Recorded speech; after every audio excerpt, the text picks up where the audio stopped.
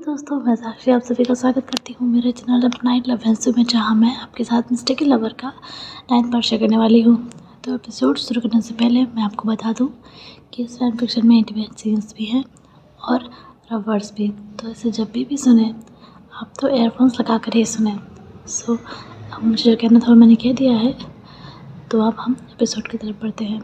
तो पिछले एपिसोड में हमने देखा कि वैन केसिंग दूसरे शहर जहाँ पे उसकी फैमिली रहती है, लाइक पापा, फूमोंग और चैंगलिंग, वहाँ पर वो आ गया होता है। अभी मिस्टर सैनरियो ने वैन केसिंग को हक करके रखा हुआ होता है, पर वैन केसिंग हक को बैक नहीं करता है, पर स्टिल वहाँ पे खड़ा रहता है और उसने अपने दोनों हाथों को मुट्ठियों में कस के बंद करके रखा हुआ होता है। अभी सैनरियो पे उससे अलग होते हैं और कहते हैं घर चले।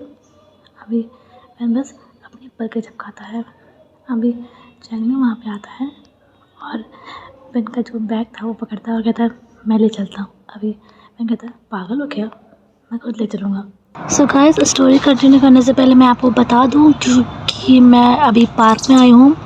लाइक घर में जहाँ पर मैं रहती हूँ वहाँ रिकॉर्डिंग करने का बिल्कुल मेरा फुल स्टॉप हो गया, वहाँ मैं रिकॉर्डिंग कर ही नहीं सकती हूँ। तो मैं अभी पार्क में आई हूँ। तो मैं बस आपको ये बताना चाहती हूँ कि यहाँ पर मैं जहाँ पर बैठी हूँ, पार्क में जिस साइड में बैठी हूँ उसके पीछे रोड है, हाईवे, तो वहाँ से थोड़ा नॉइज़ आ सकता है, तो आप प्लीज़ उसको कोऑपरेट कर लीजिएगा गाइस। मेरे पास अब और ऑप्शंस नहीं रह गए हैं, बहुत ही मिनिमम मेरे पास ऑप्शंस है। सो मैं और मेरी सिस्टर यहाँ पर आए हैं, तो उसके लिए प्लीज़ आप मुझे माफ़ कर दीजिएगा इस नॉइसेस के लिए। But I am really helpless, literally इस टाइम मैं सच में हेल्पलेस हूँ। मेरे पास यही एक जगह है, सो प्लीज़ एडजस्ट कर लीजिएगा। एंड अब हम स्टोरी की तरफ बढ़ते हैं। Well, back to the present story. वैन केसिंग, चैंगलिंग और उसके फादर वो लोग फिर वहाँ एयरपोर्ट से फिर चले जाते हैं और कार में जाकर बैठते हैं। और कार में जो वैन केसिंग था वो चैंगलिंग से बातें कर रहा था, चैंगलिंग से बातें कर रहा था, सैनरियो बस खामोश थे। एंड वो बस वैन केसिंग को देख रहे थे। लाइक इतने टाइम बाद उन्होंने वैन को देखा था, वो बस वैन को देखे ही जा रहे थे कि वो कितना बड़ा, कितना खूबसूरत हो गया है। एंड वो चैंगलिंग से बात कर रहा था और नोटिस कर रहा था कि उसके फादर से देख रहे हैं, पर वो उनकी तरफ देख भी नहीं रहा था, वो बस चैंगलिंग से बातें कर रहा था। अभी वो दोनों घर आ जाते हैं और जैसे ही वो दोनों वहाँ पे एंटर करते हैं, वहाँ पर फूमोंग खड़ी होती है और वैन केसिंग उन्हें देखकर बिल्कुल सही उसका पूरा मूड ही ऑफ हो जाता है। लाइक पहले से ही उसका मूड कुछ खास अच्छा था नहीं, लेकिन फूमोंग को देखकर उसके मूड की बिल्कुल माँ बहन हो जाती है। वो उन्हें देखता है पर खैर कुछ बोलता नहीं है। अभी फूमोंग वैन के पास आते हैं। वैन केसिंग एक कदम तो पीछे हटता है, पर वो ज़्यादा रिएक्ट नहीं करता क्योंकि चैंगलिंग को बुरा लगेगा फिर वो अगर ऐसा कुछ करता है तो।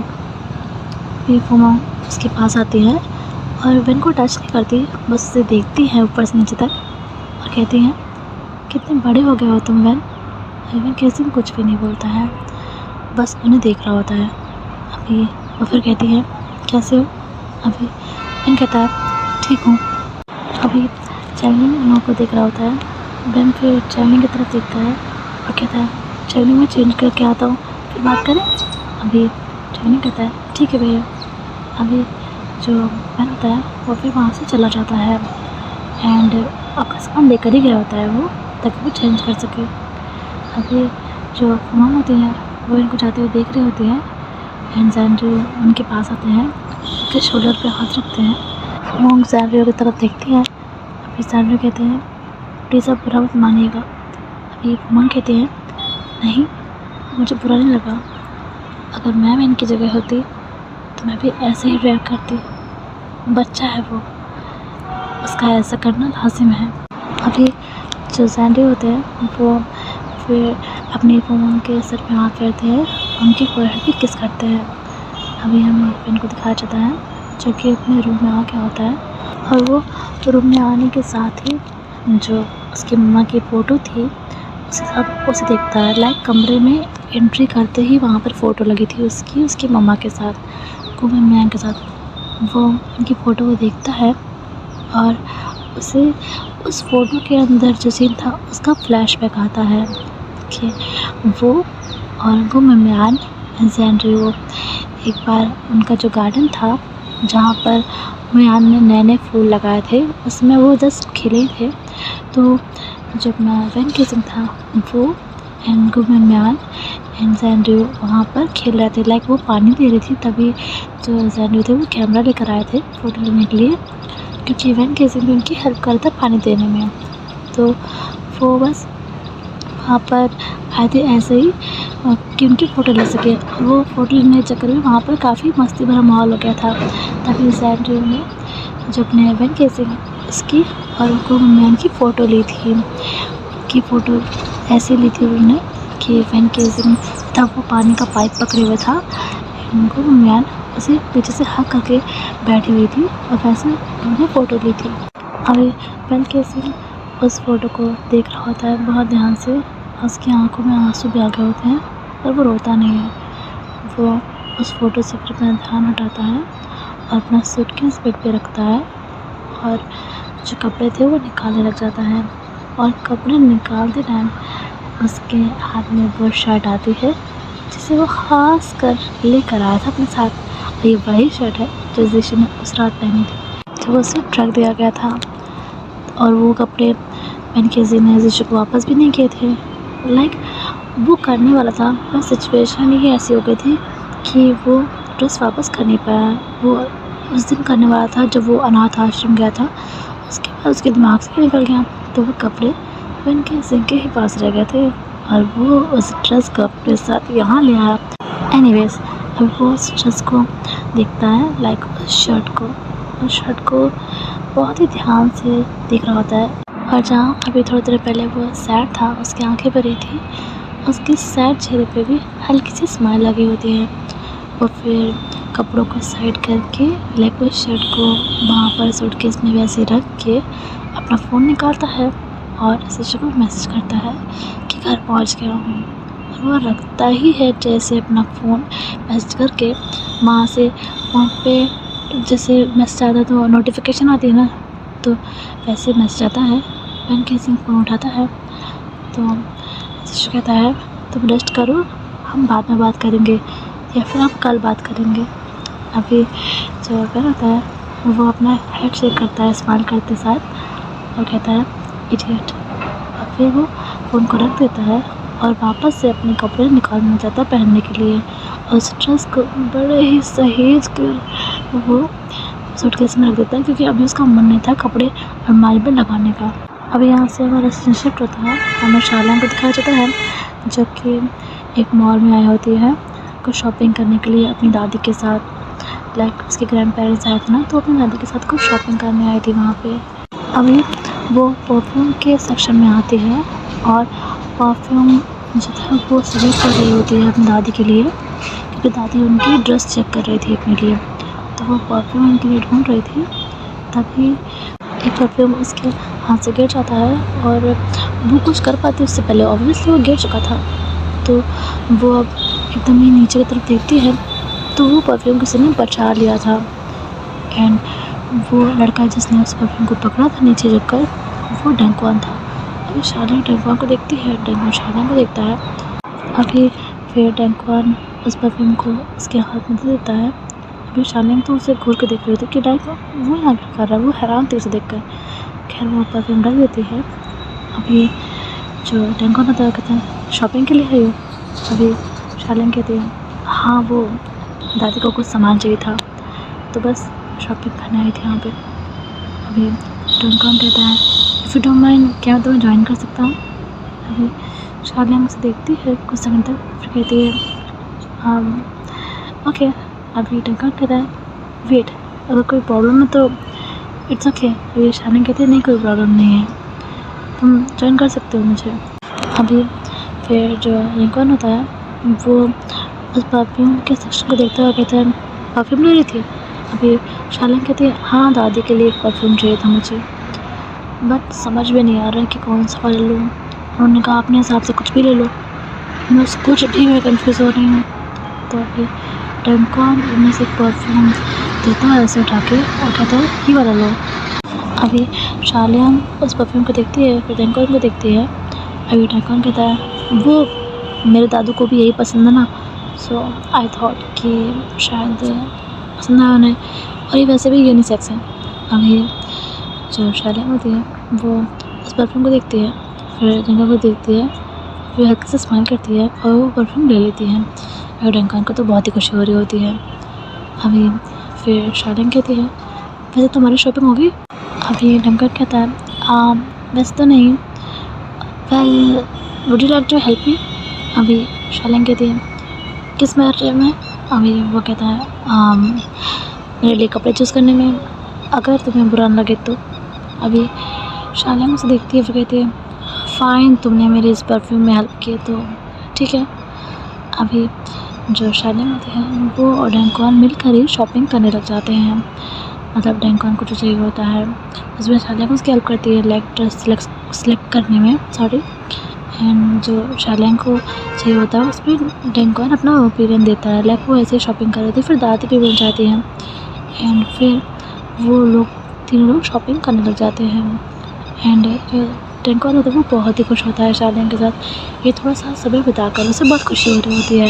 डंकन अब अपनी तरफ से एक ड्रेस दादी को दिलवाता है, जिसके लिए दादी भी मना कर रही थी, शालिनी भी, बट उसका बहुत ही मन था, तो वो काइंड ऑफ दादी को फोर्स कर रहा था कि दादी प्लीज़ प्लीज़ प्लीज़, इस करके वो बहुत ज़्यादा उनको रिक्वेस्ट कर रहा था, तो दादी मान रही थी। तो वो उन्हें एक ड्रेस लेकर देता है जो कि बहुत प्रिटी होती है और बहुत एक्सपेंसिव भी होती है और दादी पे अच्छी भी लग रही होती है। तो वो दादी से कहता है, पहले तो ऊपर से ट्राई की थी ना कि लाइक ऊपर से कैसे दिख रही है, फिर वो कहता है कि आप ट्राई कर लीजिए जाके। तो दादी उस ड्रेस को ट्राई करने गई थी और वो कोई ओल्डी टाइप की नहीं थी, वो काफ़ी फिट एंड यंग टाइप की लगती थी, लाइक उन्होंने अपने आप को बहुत फिट करके रखा हुआ था। तो वो उस ड्रेस को चेक करने गई थी, तब जो अपना डंकन था वो और शालिनी अब अकेले थे, चेंजिंग रूम के पास खड़े थे। अभी जो डंकन था वो शालिनी की तरफ देखता है।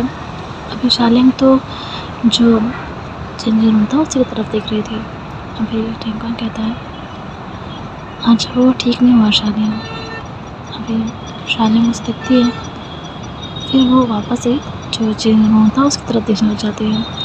डंकन कहता है, लाइक ये सब ऐसे होगा मैंने एक्सपेक्ट नहीं किया था, लाइक सीशोर वैन, कौन सोचेगा यार कि ये लोग कभी, मुझे तो यकीन नहीं हो रहा यार, इन सीशोर को क्या हो गया है, दुनिया भर में मुझे उस वैकेशन के साथ ही बंदर लगाना था क्या? अभी शालिनी बस सुन रही होती है और वो लिटरली अपने नाखून से अपनी स्किन को दबा रही होती है कस के। अभी डंकन कहता है, मैंने जीशु से बात करने की कोशिश भी की थी लंच में, पर वो मुझ पर ही भड़क रहा था कि वैन किसिंग तो ऐसा है, वैन किसिंग तो वैसा है। यार समझ में नहीं आ रहा कि वो वैन किसिंग जिसने फर्स्ट डे उसकी रैगिंग की थी, जिसके साथ इतना बड़ा कांड हुआ था, एंड स्टिल मुझे तो समझ में नहीं आ रहा है कि हो क्या रहा है, क्या जादू क्या किया है वैन ने? शिशु ऐसा नहीं था, दोस्त है मेरा, मैं जानता हूँ उसे, पता नहीं क्या हो गया उसको। अभी शालिनी उसकी तरफ देखती है और कहती है, डंकन अगर तुम्हें ये सब बातें करनी है तो यू कैन लीव। अभी डंकन कहता है, okay okay I am sorry, I really didn't mean to hurt you. मैं बस ये सब तुमसे शेयर कर रहा था क्योंकि मेरी कंडीशन से मैं तुम समझ सकती हो, तुम मुझसे प्यार करती हो और वो मेरा दोस्त है और हम दोनों ही उसके आज के डिसीजन से काफ़ी ज़्यादा हर्ट है। तुम्हें अपना प्यार खोने का दुख है और मुझे अपने दोस्त की सेफ्टी की चिंता। अभी शालिनी उसके बाद पे कोई भी जवाब नहीं देती है। अभी फिर शालिनी की दादी वहाँ पे आ जाती है, तो ऑब्वियसली उनकी बात इंटरप्ट हो जाती है। अभी डंकन कहता है, दादी आप तो बहुत सुंदर लग रही हैं। अभी दादी कहती है, मैं हूँ ही सुंदर, आज भी किसी प्रॉमनाड पे चले जाओ ना तो सब मुझे ही देखेंगे, आजकल की लड़कियों को छोड़कर। अभी डंकन हंसता है और कहता है, जी दादी। अभी वो तीनों लोग फिर अपनी अपनी शॉपिंग करने लग जाते हैं, लाइक दादी, शालिनी एंड डंकन दोनों साथ में शॉपिंग कर रहे थे। जो डंकन था वो अपने लिए चीज़ें ले रहा था और वो दोनों अपने अपने लिए, लाइक मोस्टली तो दादी के लिए ही चीज़ें वो ले रही थी, पर कुछ या एक आधी चीज़ें वो अपने लिए भी ले रही थी। अभी जब शॉपिंग हो जाती है तो अपने अपने पेमेंट करने के बाद वो लोग वहाँ से निकलते हैं एंड फिर डंकन दादी को एंड शालिनी को बाय करके वहाँ से चला जाता है। अभी दादी जब वो चला जाता है तब शालिनी की तरफ देखती है और कहती है, फ्रेंड है तुम्हारा? अभी शालिनी उनकी तरफ देखती है और कहती है, क्लासमेट है। अभी दादी कहती है, अच्छा लड़का है, सुंदर भी है, डेट वेट कर रही हो ना तो बता देना। अभी शालिनी हंसती है और कहती है, दादी ऐसा कुछ भी नहीं है, बस क्लासमेट है और एक्सीडेंटली यहाँ पे मिल गया था। अभी जो दादी होती हैं उसे देखती हैं, फिर स्माइल करती हैं और कहती हैं, चले। अभी फिर शालिनी नोट करती है और फिर वो दोनों ही वहाँ से चले जाते हैं। अभी यहाँ से हमारा सीन शिफ्ट होता है, हमें इनके सिंह को दिखाया जाता है जो कि अपने घर पे होता है और वो सभी लोग अभी डाइनिंग टेबल पे होते हैं और जो वहाँ पे एक सर्वेंट था वो सबको खाना सर्व कर रहा होता है। वैन केसिंग उस सभी खाने की डिशेस को देखता है और ऑब्वियसली वो उसकी फेवरेट थी, पर वो उस पर कोई ख़ास रिएक्शन नहीं देता है और वो सभी लोग फिर खाना अपना शुरू करते हैं। एंड जो फुमोंग थी वो पहले उसने अपने मन से ये सारा काम किया था, लाइक उसने सब डिश बनवाई थी, पर उसने एक्सपेक्ट वैसे भी नहीं किया था मन से कि वो इसको लेकर कोई ख़ास रिएक्शन देगा। वो बस खुश थी कि चलो उसके मन की डिश बन जाए, वो खा ही ले, वही बहुत बड़ी बात है। और जब कि वैन खा रहा था, अभी जो सैंडी होते हैं वो वैन की तरफ देखते हैं और कहते हैं, वैन। अभी वैन उनकी तरफ देखता है और कहता है, जी। सैंडी कहते हैं, कॉलेज कैसा चल रहा है तुम्हारा? अभी वो कहता है, ऑल गुड। और ये कहकर वो फिर से खाना खाने लग जाता है। अभी वहाँ का माहौल काफ़ी ज़्यादा ऑकवर्ड होता है, तो चैंगली वैन से बात करने लग जाता है और वैन कैसे उसकी बात का तो बहुत ही आराम से रिप्लाई दे रहा होता है। और फुमोंग और जैंडर को देख के अच्छा लग रहा था कि एटलीस्ट फ़ोन से ही बात कर रहा है, मतलब चैंगली उससे ही बात कर रहा है, तो वो लोग ओके थे इस चीज़ को लेकर। अभी डिनर करने के बाद फिर वैन कैसे अपने रूम में चला जाता है और चैंगली उसके साथ सोने की ज़िद कर रहा होता है, तो वो भी उसमें ओके था। अभी चैंगली और वो दोनों ही बेड पे लेटे हुए होते हैं। अभी जो चैंगली होता है वो वैन को हक कर लेता है और कहता है, थैंक यू सो मच भैया। अभी वैन कहता है, किसके लिए? अभी चैंगली कहता है, यहाँ पर आने के लिए। आज मैं सच में बहुत खुश हूँ, पहली बार हमारा परिवार पूरा लग रहा है मुझे। अभी जो वैन होता है वो चैंगली के सर पे हाथ फेरता है और फिर उसके फोरहेड पे किस करता है। अभी चैंगली फिर एकदम से उठ के बैठ जाता है और कहता है, वीडियो गेम खेले? अभी वैन हैरान हो जाता है और कहता है, क्या? अभी वो कहता है, वीडियो गेम खेले? अभी वैन कैसे उठ के बैठ जाता है और कहता है, इस वक्त? अभी चैंगली कहता है, हाँ इस वक्त, प्लीज़ मना मत कीजिए भैया। अभी वैन कहता है, ओके फाइन, लेकिन सुबह तुम्हें स्कूल भी तो जाना है। अभी चैंगली कहता है, उसकी चिंता आप मत कीजिए, देर रात तक पढ़ के ना मैंने अपनी हैबिट ही ऐसी कर ली है कि अब तो कम भी सोना तो भी चलता है। अभी वैन उससे घूर कर देता है और कहता है, ये क्या तरीका है? अभी चैंगली कहता है, भैया देर रात तक पढ़ाई करता हूँ और कुछ भी नहीं, तो इसमें मेरी क्या गलती है? अभी वैन कहता है, okay fine, I am sorry, अब चलो गेम लेकर तो आओ। अभी चैंगली फिर बेड से उठता है और अपने कमरे से गेम लेकर आता है और फिर वो दोनों ही गेम खेलने लग जाते हैं। हालांकि वैन को जिस से बात करनी थी, पर वो चैंगली के साथ भी टाइम स्पेंड करना चाहता था, तो वो अभी उससे बात कर रहा होता है। और वैसे भी जब वैन यहाँ पे रूम में आया था तो सिस्टर का मैसेज उसमें आया ही था, तो उसे पता था कि वो सेफ़ ही है और वो घर पर ही है, तो इस चीज़ की चिंता तो उसे अभी नहीं थी। अभी वो दोनों ही फिर गेम खेलने लग जाते हैं और वो लोग सच में बहुत देर तक गेम खेल रहे होते हैं, लाइक रात के 2 बज जाते हैं और वो लोग बस गेम में ही घुसे रहते हैं। कभी वैन केसिंग जीतना तो कभी चैंगली, और चैंगली को बहुत अच्छा लग रहा होता है और वैन केसिंग को भी काफ़ी अच्छा लग रहा होता है चैंगली के साथ इतने टाइम बाद समय बिताते हुए। अभी ऐसा था ना कि जब से वैन केसिंग थोड़ा सही एज का हुआ था, लाइक 18-19 साल का, तब से उसने उस घर को छोड़ ही दिया था। लाइक उससे पहले वो जब यहाँ पे रहता था तो ऑब्वियसली चैंगली थोड़ा बड़ा तो हो ही गया था, वो 7-8 साल का था, तो उतनी एज तक उसकी वैन के साथ काफ़ी अच्छी बॉन्डिंग हो गई थी, वो लोग काफ़ी अच्छे से रहते थे। हालांकि वैन केसिंग अपने फादर से और फुमोंग से मतलब नहीं रखता था, पर वो उसके साथ तो बहुत अच्छा था। लेकिन फिर जब वो 19 साल का हुआ था तो वो यहाँ से चला गया था। एंड जो उसकी मम्मा का जो दूसरे शहर में अपार्टमेंट था वो वहीं रहने लग गया था। वो अपार्टमेंट उनका खुद का ही था जहाँ पे वेन केजिंग भी रहता है। और वेन केजिंग जितने भी एक्सपेंसेस उसके रहते हैं वो उसके फादर से नहीं लेता है। वो जो पैसे हैं वो उसकी मम्मा ने उसके नाम पर रखे हुए हैं। वो उन पैसों को खर्च करता है अपनी पढ़ाई पे, अपनी लाइफस्टाइल पे, क्योंकि उसकी मम्मा भी कोई ऐसे ही किसी मिडिल क्लास घर की नहीं थी, वो बहुत रिच फैमिली से थी एंड सैंड्रो भी रिच फैमिली से ही थे। एंड इसीलिए जो वेन केजिंग है उसे ना तो कभी सैंड्रो की पैसे की चाहत थी ना ही ज़रूरत। रही बात चैंगलिंग और उसके मिलने की, तो वो घर पे नहीं मिलते थे, लेकिन चैंगलिंग और वो बाहर मिलते थे। लाइक चैंगलिंग कभी कभी यहाँ से उसके शहर जाया करता था अपने डैड के साथ, और कभी कभी वेन केजिंग वहाँ से यहाँ आ जाता था, लेकिन घर नहीं आता था। वो घर उसे आना ही नहीं था। लेकिन जो डैड थे उनसे वो मिले थोड़ा टाइम हो गया था उसको, क्योंकि चैंगलिंग से भी मिले उसे टाइम हो गया था। तो डैड ने उसे काफ़ी टाइम से देखा भी नहीं था, इसीलिए वो उसे घूर के देख रहे थे क्योंकि वो इतना बड़ा जो हो गया था। So back to the present story. अभी हमें अपने शिशु को दिखाया जाता है जो कि अपने रूम में बैठा हुआ होता है एंड उसे बिल्कुल भी नींद नहीं आ रही होती है। उसे बहुत ज़्यादा याद आ रही होती है अपने वेन केजिंग की। वो हमारा फ़ोन की तरफ देख रहा होता है, लेकिन फ़ोन ऑब्वियसली नहीं आता है वेन का, और ना ही मैसेज।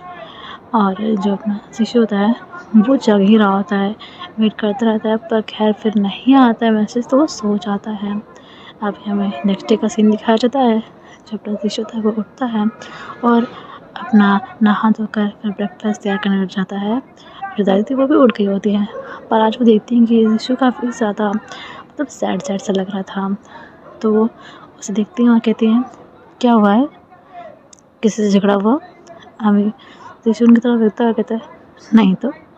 अभी दादी उसके पास आते हैं और कहते हैं, कुछ तो छुपा रहे अपनी दादी से। अभी वो कहता है, कुछ भी नहीं दादी, बस रात में ठीक से सो नहीं पाया था।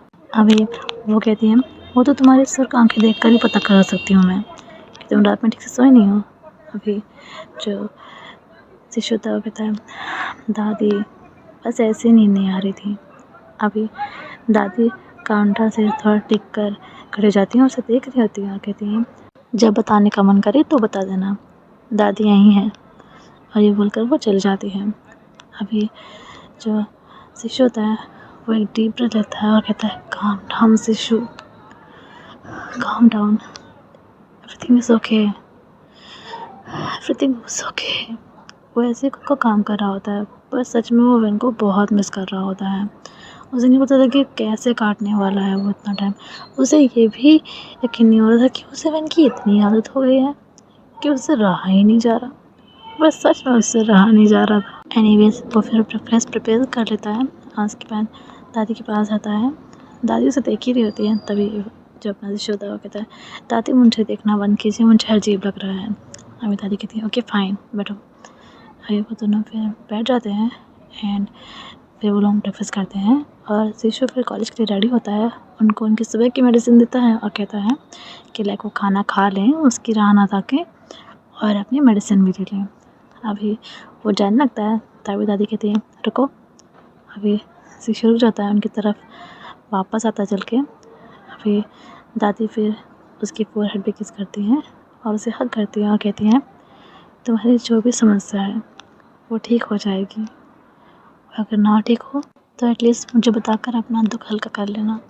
अभी जो शिशु होता है वो उन्हें बैक हग करता है और कहता है, थैंक यू दादी। और फिर वो वहाँ से फिर चला जाता है अपने कॉलेज के लिए।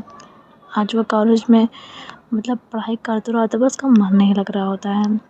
अभी जो टेंकुआन होता है वो पहले किसी और सीट पे बैठा हुआ होता है, फिर वो शिशु के पास आकर बैठ जाता है, उस लड़के को हटाकर जो वहाँ पे बैठा हुआ था। और जो शिशु था उसे देखता है। अभी टेंकुआन उसे देख के स्माइल करता है। फिर शिशु कहता है, आई एम सॉरी कल के लिए। अभी टेंकुआन कहता है, कोई बात नहीं, दोस्तों में इतना तो चलता ही है। अभी शिशु कहता है, नो एक्सट्रीमली सॉरी, तुम तो मेरे भले की बात कर रहे थे, पर टेंकुआन मैंने ऐसा नहीं है। अभी वो कहता है, देखो मुझे फ़र्क नहीं पड़ता कि वैन कैसा है कैसा नहीं है, मैं बस तुम्हारी सेफ्टी चाहता हूँ कि कुछ भी हो जाए, लेकिन अगर तुम्हें ज़रा से भी लगे कि वैन किसी ख़तरा है तो बैक ऑफ कर लेना। अगर नहीं कर पा रहे हो या वो तुम्हें किस तरह से हार्म कर रहा है, वो इतना ही कहता है तभी कि जो अपना रिश्ता कहता है, ओके ओके फ़ाइन, ऐसा कुछ भी नहीं है, वैन केसिंग ऐसा कुछ भी नहीं कर रहा है, तो मुझे देख के लग रहा है कि ऐसा कुछ है। अभी रिंकू उसे देखता है, कहता है लग तो नहीं रहा है, बट स्टिल अगर कोई भी प्रॉब्लम हो, वैन केसिंग तुम्हें किसी भी तरह से परेशान करे तो तुम मुझे बताना। उसकी जितनी पावरफुल फैमिली से नहीं हूँ, लेकिन इतना भी नहीं हूँ कि तुम्हारी रक्षा ना कर पाऊँ। अभी जो शिशु होता है उसके शोल्डर पे हाथ रखता है, कहता है थैंक गॉड, तुम सच में कितने अच्छे हो यार, कसम से तुम्हारे ऐसा दोस्त सबको मिले। अभी जो रिंकू होता है कहता है ओके ओके, अभी क्लासेस पे ध्यान देते हैं, वरना टीचर ना हम दोनों को बाहर फेंक देंगे। अभी जो शिशु कहता है ओके ओके, फिर वो दोनों ही सामने की तरफ देखने लग जाते हैं। लाइक जो टीचर थे वो लेक्चर दे रहे थे ना, तो वो दोनों ही उसे सुनने लग जाते हैं। अभी हमें वैन केसिंग को दिखाया जाता है जो कि अपने रूम में होता है, क्योंकि ऑब्वियसली जैंग स्कूल गया होता तो रूम में ही बैठा होता है, और वो अभी जिशु को मैसेज भी नहीं करता क्योंकि जिशु क्लासेस में होगा, तो वो उससे मैसेज नहीं करता है। लेकिन हाँ, उसने जो अपना भाई था उससे पूछ लिया था कि जिशु कॉलेज आया है कि नहीं, तो उसने बोला हाँ हाँ जिशु कॉलेज आ गया है, तो वो रिलैक्स था अभी। और जो अपना डुआन था वो एक बार देख कर भी गया था शिशु की क्लास में कि वो ठीक है कि नहीं, तो जो लेक्चर थे वो अटेंड कर ही रहा था। तो जो वैन केसिंग के राहु केतु थे वो उसे शिशु की खबर दे ही रहे थे, जिससे वो रिलैक्स था वहाँ पर। अभी वो अपने रूम में ही बैठा हुआ होता है, और फिर जो लैपटॉप था उसका उसे यूं ही चलाने लग जाता है और पढ़ाई से रिलेटेड काम वो करने लग जाता है। अभी हमें सैंडी को दिखाया जाता है जो कि अपने स्टडी रूम में होते हैं, और वहाँ पर गाओचंग आते हैं जिन्हें उन्होंने ही बुलाया था। अभी गाओचंग गेट को नॉक करते हैं, तो जैनड्रू वो कांच का दरवाज़ा था ना, तो उससे देख लेते हैं, तो कहते हैं प्लीज़ कम इन। अभी गाओचंग अंदर आते हैं। अभी वो फिर कहते हैं आपने बुलाया सर। अभी जो जैनड्रू होते हैं वो उन्हें देखते हैं और फिर जो फायर थी उसे साइड कर देते हैं और कहते हैं बैठो। अभी गाओचंग वहाँ पे बैठ जाते हैं। अभी जैनड्रू कहते हैं गाओचंग, क्या तुमने ऐसा कुछ किया है जिसके बारे में मुझे खबर नहीं है और मुझे खबर होनी चाहिए? अभी गाओचंग उनकी तरफ देखता है और हाँ में सिर लाता है, अपना सर नीचे करके वो ऐसे ही हाँ में सिर लाता है। अभी जो जैनड्रू होते हैं वो कहते हैं क्यों, क्या उस रेस्टोरेंट के कॉन्ट्रैक्ट को कैंसिल करवाने से पहले आपने ज़रूरी नहीं समझा कि आप एक बार मुझसे बात कर लेते, मुझसे पूछ लेते, एटलीस्ट मुझे बता ही देते, या फिर आप इस चीज़ की ज़रूरत समझते ही नहीं हैं आप? अभी गाओचंग उनकी तरफ देखते हैं और कहते हैं नहीं नहीं सर, ऐसी कोई बात नहीं है, सच में ऐसी कोई बात नहीं है, मैंने ये जो कुछ भी किया था ये तो वैन सर के कहने पे किया था। अभी जैनड्रू एकदम ही हैरान हो जाते हैं और कहते हैं वैन के कहने पे?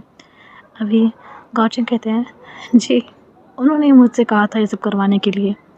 अभी जो जैनड्रू होते हैं वो जो पेन पकड़े हुए थे उसे टेबल पर रखते हैं और कहते हैं एक्सप्लेन इट इन डिटेल्स।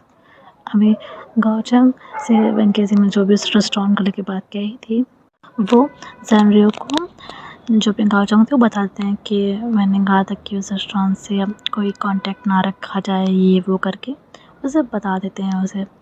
अभी जैनड्रू बहुत ज़्यादा मतलब क्यूरियस आते हैं कि क्यों।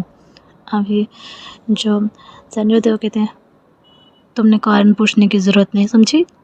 अभी जो जैनड्रू होते हैं उन्हें गाओचंग देते हैं, फिर अपनी नज़रें नीचे कर लेते हैं और कहते हैं वैन सर ने कहा था, कारण पूछने की गुस्ताखी मैं कैसे कर सकता था। अभी जो जैनड्रू होते हैं वो नोट करते हैं और कहते हैं ठीक है तुम जा सकते हो। अभी गाओचंग फिर जो कुर्सी थी उससे उठते हैं और जाने लगते हैं, फिर पलटते हैं और कहते हैं सर, तो अब उस कॉन्ट्रैक्ट को अब वो इतना ही बोलते हैं। तभी जैनड्रू हल्का सा स्माइल करते हैं और कहते हैं कैंसिल करवा दीजिए जैसा कि वैन ने कहा। अब ये गाओचंग अपना जो चश्मा था उसे ठीक करते हैं और कहते हैं जी सर। और फिर वहाँ से चले जाते हैं।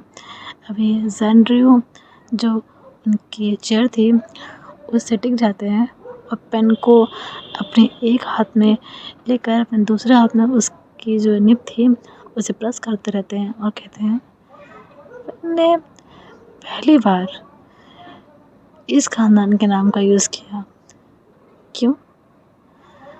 किस लिए? आखिर उस स्ट्रॉन्ग सेवन की ऐसी भी क्या दुश्मनी थी कि उसने वो काम किया जो शायद कभी नहीं करता। कुछ तो है जो मुझे पता लगाना पड़ेगा।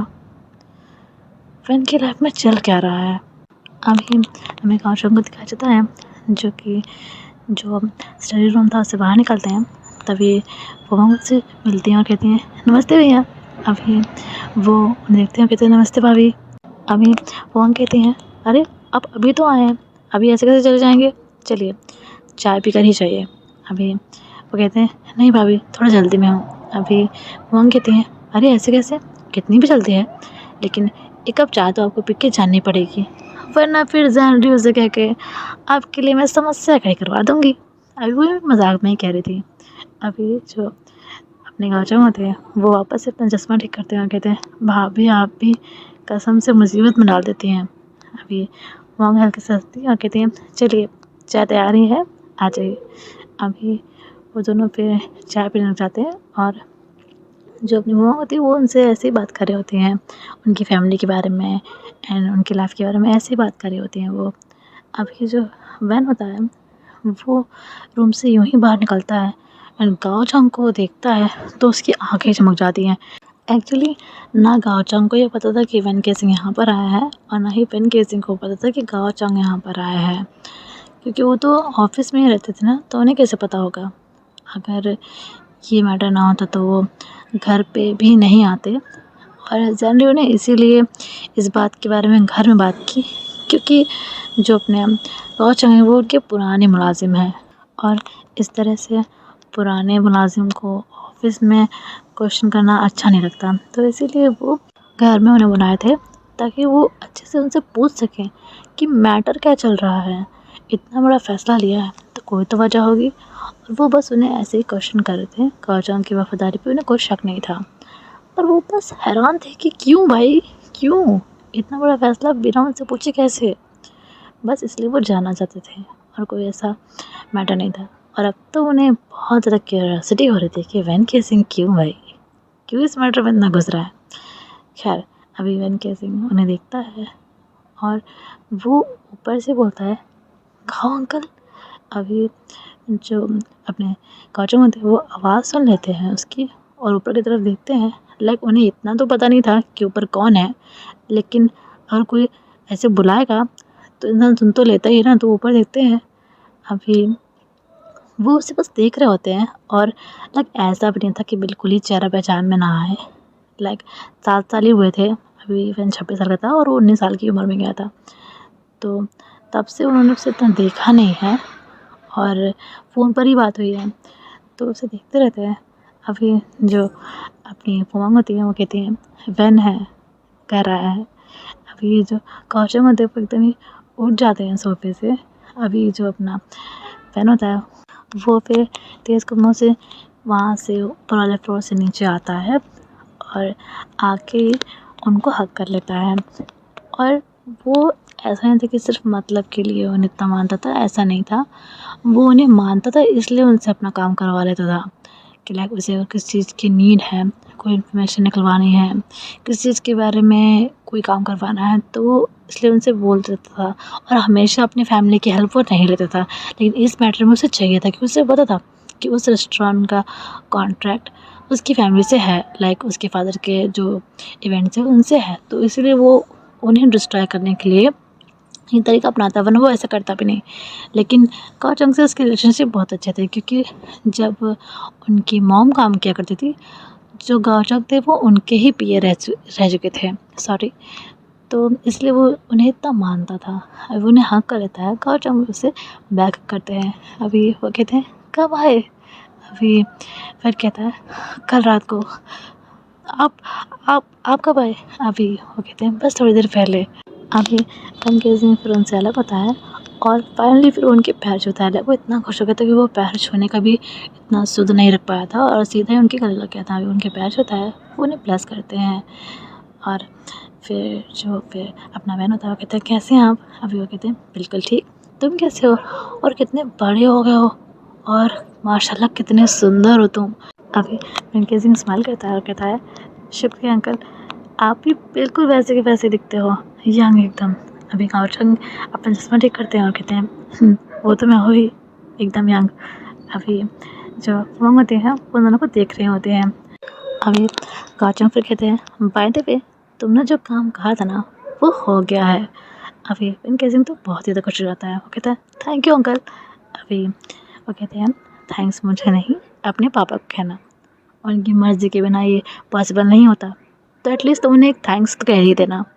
अभी जो वह होता है वो नोट करता है बस। अभी फिर वो कहता है uncle if you don't mind, मुझे आपकी एक और हेल्प चाहिए। अभी गाओचंग कहते हैं हाँ हाँ बोलो क्या हेल्प चाहिए। अभी पेन कहता है आप मेरे साथ रूम में आएंगे। अभी वो कहते हैं हाँ हाँ बिल्कुल क्यों नहीं। अभी जो अपनी फुआ होती हैं वो दोनों को देखती हैं और कहते हैं ठीक है मैं चाय वहीं भिजवा दूँगी, आप लोग जाइए। अभी गाओचंग और वेंकी सिंह जो वेन का रूम था वहाँ पे आ जाते हैं। अभी गाओचंग कहते हैं क्या हुआ वेन? अभी वेंकी सिंह अपना फ़ोन निकालता है और जो स्केच था विक्टर का वो उन्हें दिखाता है और कहता है अंकल मुझे इसके बारे में सब कुछ जानना है, कौन है, कहाँ से है, किसके लिए काम करता है, कब पैदा हुआ और कहाँ से पढ़ाई की, एवरीथिंग अंकल, आप प्लीज़ मेरी हेल्प कीजिए। अभी गाओचंग कहते हैं वेंकी सिंह तुम कर क्या रहे हो? अभी वेन कहता है अंकल मैं आपको बाद में सब समझा दूँगा, पर प्लीज़ अभी मेरी हेल्प कीजिए।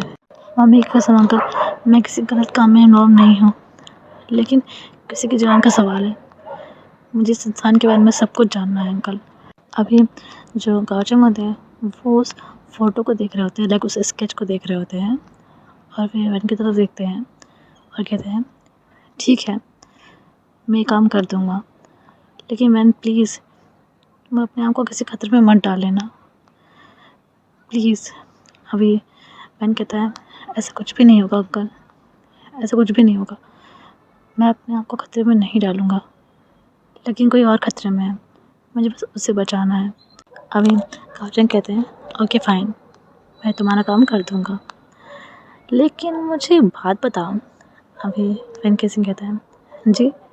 अभी गाओचंग उसे देख के स्माइल करते हैं और कहते हैं कोई लव का चक्कर है क्या? अभी वेंकी सिंह उन्हें देखता है और फिर अपनी नजरें फिरता है और कहता है नहीं अंकल ऐसी कोई बात नहीं है। अभी गाओचंग कहते हैं मतलब कोई लव का चक्कर तो है, कौन है हमें भी बताओ। अभी वेन कहता है आप पहले मेरा एक काम कीजिए फिर मैं आपको बताऊंगा, ठीक है। अभी फिर जो अपने गाओचंग होते हैं वो कहते हैं डील। अभी वेंकी सिंह उन्हें हक करता है और कहता है thank you uncle, thank you so much, आप इस टाइम पे मेरे लिए हेल्प कर रहे हो, सच में मेरे लिए बहुत बड़ी बात है। अभी गाओचंग भी उन्हें बैक हक करते हैं और कहते हैं ऐसी कोई बात नहीं है, मेरे बेटे की तरह हो तुम, तुम्हारे लिए इतना भी ना करूँ तो लालच है मुझ पर। अभी वेंकी सिंह स्माइल करता है और गाओचंग भी स्माइल कर रहे होते हैं। अभी जो सैंड्री होते हैं ना वो बाहर से सारी बातें सुन रहे होते हैं, लाइक वहाँ पे जो भी बात हुई है ना वो उन्होंने सुन ली होती है। और अभी वो थोड़े सैड भी होते हैं कि वेंकी सिंह ने उनसे हेल्प नहीं मांगी, लेकिन गाओचंग से वो इतनी फ्रीली हेल्प मांग रहा है, इतना उन्हें थैंक्स कह रहा है, इतना मानता है वो उन्हें, लेकिन उनके कई सारे सवालों के जवाब उन्हें इस रूम के पास आकर मिल गए थे। लाइक वो यहाँ पे आने नहीं वाले थे, वो नीचे ही आ रहे थे जहाँ पर फुमोंग थी, तो उन्होंने पूछा था कि लाइक गाओचंग चले गए, तो उसने बताया कि नहीं वो वेन के रूम में है, वेन के साथ उन्हें कुछ काम था, क्योंकि वेन ने उनके सामने कहा था कि आप मेरे रूम में आइए मुझे कुछ काम है वगैरह वगैरह, तो फुमोंग नहीं बता दिया था, तो इसलिए सैंड्री वहाँ पर थे एंड उन्होंने सब कुछ सुन लिया था। वो काफ़ी कुछ क्लियर कर बैठे थे अपने दिमाग में कि लाइक मैटर क्या है, कोई है जो खतरे में है जिससे वेन प्यार करता है और उसका कनेक्शन इस विक्टर नाम के स्केच वाले बंदे से है। वो इतना सब कुछ समझ गए थे। अभी जो गाओचंग होते हैं वो फिर फैन से बाहर, क्योंकि वहाँ से रूम से निकल जाते हैं और जो सैंडी होते हैं वो साइड हट जाते हैं, तो अपने कव जब वहाँ से आराम से निकल गए होते हैं। एंड जो अपने सैंडी होते हैं वो तो अभी सोच में बढ़ जाते हैं। एंड फिलहाल के लिए इतना ही गाइस, मैं मिलती हूँ आपको नेक्स्ट चैप्टर में। जब तक ये वीडियो पसंद आया हो तो लाइक कर दीजिएगा, चैनल पर नया है तो सब्सक्राइब कर दीजिएगा, वीडियो को शेयर कर दीजिएगा एंड कमेंट में जय वंश तो लिख दीजिएगा guys. And so so so sorry इतना लेट अपडेट के लिए, लेकिन फाइनली मुझे छत पे जगह मिल गई है, तो मैं पूरा ट्राई करूँगी कि मतलब रिकॉर्डिंग हो पाए। लाइक पार्क में रिकॉर्डिंग करना उतना ईजी भी नहीं था, और छत का तब इतना वो एक्सेस मुझे नहीं मिल रहा था, पर अब मुझे छत का एक्सेस मिल गया है तो व्हाई नॉट। तो मैं फाइनली छत पे आके रिकॉर्डिंग कर सकती हूँ। यहाँ कितनी शांति है, कसम से बहुत अच्छा लग रहा है मुझे फाइनली अपने मन से एकदम रिकॉर्डिंग करने में बहुत मज़ा आ रहा है मुझे, तो मैं बहुत खुश हूँ आज। सो या फाइनली मैं रिकॉर्डिंग कर रही हूँ, अब मेरी प्रॉब्लम सॉल्व होगी। कसम से मैं इतना बोलना चाहती हूँ ना कि मैं इतनी तकलीफ़ में रही हूँ इस समय, but finally I am so so happy. So yeah अब मुझे जो कहना था अपनी खुशी के बारे में वो मैंने कह दिया है। अभी वीडियो पसंद आया हो तो लाइक कर दीजिएगा, चैनल पे नए हैं तो सब्सक्राइब कर दीजिएगा, वीडियो को शेयर कर दीजिएगा एंड कमेंट में जय वंश तो लिख दीजिएगा गाइस। फिलहाल मैं साक्षी आप सभी से विदा लेती हूँ, मिलती हूँ इसके नेक्स्ट चैप्टर में, तब तक के लिए bye bye, Jai Vansh. Please take care of yourselves guys, love you all and I am so happy today, सच में। Okay bye bye.